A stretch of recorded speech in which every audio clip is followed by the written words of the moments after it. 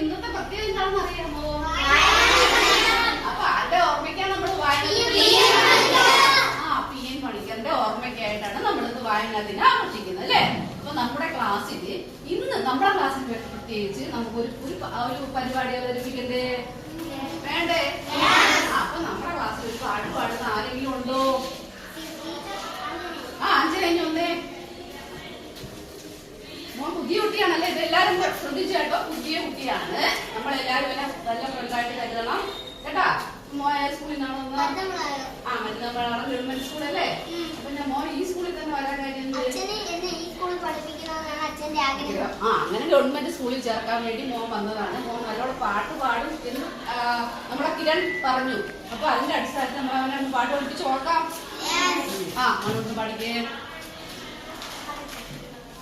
പഞ്ചതന്ത്രം കഥ പറയാൻ വന്ന പഞ്ചവൻ കാട്ടിലെ കിളിമകളെ, പഞ്ചവടിയിലെ സീതപ്പെണ്ണിനെ മഞ്ചലിയാട്ടി കഥ പറയൂ, മഞ്ചലിയാട്ടി കഥ പറയൂ.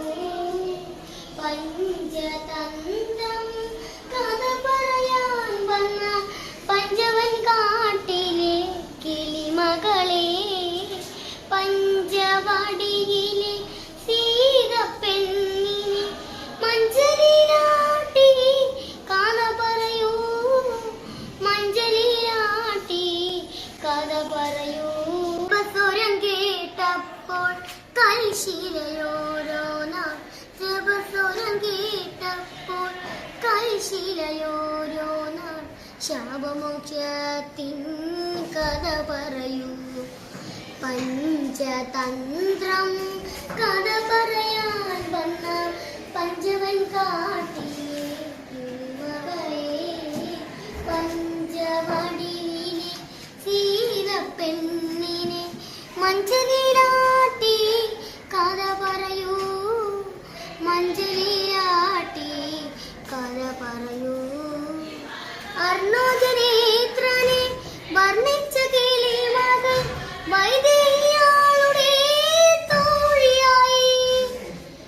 അർണോജനേത്രനെ വർണ്ണിച്ച കിളിമകൾ വൈദേഹിയാളുടെ തോഴിയായി. താളമിട്ടൊഴുകുന്ന തമസാ നദിയുടെ, താളമിട്ടൊഴുകുന്ന തമസാ നദിയുടെ തീരത്ത് പാർക്കും ഗായിക ഞാൻ. പഞ്ചതന്ത്രം കഥ പറയാൻ വന്ന പഞ്ചവൻ കാട്ടിലെ കിളിമകളെ, പഞ്ചവടിയിലെ സീതപ്പെണ്ണിനെ മഞ്ചലിയാട്ടി കഥ പറയൂ, മഞ്ചലിയാട്ടി കഥ പറയൂ.